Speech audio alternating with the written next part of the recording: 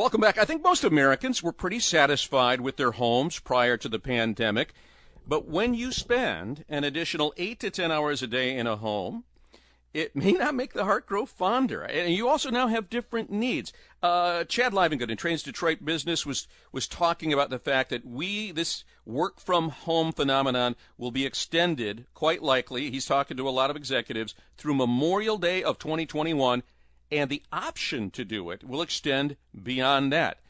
It has people rethinking what they need and want in a home, because now it's not just a home. Who better to talk with this about than Michael Perna, my friend from Keller Williams Realty, good enough to join us this afternoon. Michael, how are you doing? I'm fantastic. How you doing, Guy? Excellent. So Axios, great article today. They're calling it the suburban gold rush. Is that an overstatement? Are we seeing people in other markets and here in Detroit moving out of the downtown areas and back into the suburbs? And I really don't see that as an overstatement for our market. We're seeing a big growth in people that are looking and pushing the backyards, yardage, size of lot up to their number one characteristic they're looking for in a home. Up until this point, up until the pandemic time, people would come to us and say, hey, Mike, we're looking for the best kitchen we can find first. We're looking for a fantastic basement. And then third was the backyard. Now people are saying, hey, let's get some photos in the backyard first. Let's get some space in the home first. Let's see what that common living area looks like. And then it's kitchen, basement, bathroom. So give me a sense of what's happening in the market. In addition to backyards, is it also seeking out maybe more bedrooms because you got a mom or a dad that may need to use it as an office, maybe both, and now you've got this added burden of homeschooling or online education, so you got to find some place for the kids to do what they need to do. How's that changing the interior space of the house that they're looking for? No, and that's a great question. And I've got a couple of people that are actually building right now, and they're building with that exact specification in mind, where they're building either a largely oversized study where two people can work at the same time from home, or more recently, I'm seeing builders starting to put out plans with little education centers pre-built into the basement as a way to get that home sold, almost like a classroom of sorts built into the basement, wow. Right? With Smart. audio, visual equipment and everything else there, so that somebody could very easily and very securely zoom in to the different educational facilities, whether it's elementary, middle, private, public, to keep the education going. And I'll say, Guy, this is not the first time we've seen this. It kind of reminds me, it takes me back to almost like a high school or a middle school history class. Before the Industrial Revolution, there was that cottage textile industry, and people spread out when they didn't have to physically go into work and go into an office. And then they had to with the industrialization of America. And now I'm kind of seeing a lot of the same thing happen where a lot of companies are saying, hey, why don't you work from home? And that could be indefinite.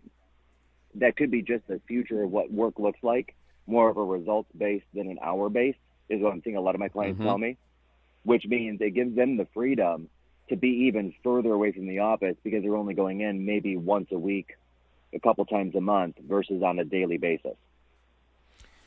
So if for those that are in their homes, love their homes, and I would consider myself to be one of those people, if I'm looking to enhance my investment but also satisfy my needs, should I be looking at adding a big master bedroom so that the old bedrooms can be converted to offices? Should I be looking at an in-ground pool because I know that a buyer in the future will be looking to do more recreating at home? A home office, a learning center. What should I be thinking of in terms of enhancing the asset I have now that will get me the biggest return on the other side? Well, and I think you nailed it right there with the first one. Adding in that nice large, if you're looking at doing an addition to your home, adding in that nice large master suite, and then taking the current master suite, perhaps even subdividing it into two different areas that are connected so that you can have a work zone in one area, kid zone in one area, where there's some physical separation for noise, like a noise barrier, but yet the kids are right there, and you can keep that loose ear on them to make sure they're doing what they should be doing and not just, being kids, basically, at home. And less feeling less like a day off, but a dedicated place within the home that families go to during work time, during education time, and then the rest of the home, again, back to family use, right? That physical separation mentally is important. Second behind that, I would look at the pool or some sort of a large backyard upgrade, a nice fire pit area, something for entertaining, because I think the small group entertaining at home, having family over, friends over, is going to become kind of the norm going forward versus, let's say, going out in big groups to restaurants and bars. I mean, even just saying that kind of makes me think, it makes me shudder just a little bit. Yeah. When you look at this really quickly, because I don't want to lose you here, but I know that some of your team members live in condos downtown. Axios is reporting that people, to some degree in Manhattan, San Francisco, and elsewhere, are fleeing those downtown areas. Have we were so excited to see more people move downtown in Detroit. Have we seen that here? Is that market holding steady, or are people moving out to the suburbs again? And that's a great question. We're seeing almost like a snap shift. I've got a couple of my own team members who live downtown, as you had mentioned, that are now looking for, they're in more of a self-contained condo, and they're used to living more of a nightlife downtown. But now that the nightlife downtown is largely dried up, they're saying, okay, we would like at least a balcony or some sort of a rooftop common area. So even though these guys, both of them had actually purchased within the last, 24 months, they're considering making that move. And I actually talked to another real estate professional who lives downtown, and they're thinking of doing the exact same thing. But they're staying downtown. They're staying downtown, as long as there's some sort of a yardage area or something where they can get outside, get some fresh air, stretch the legs.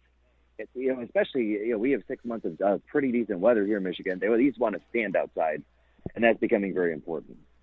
Yeah. Well, we know that the market is going crazy. We're hearing that prices are up.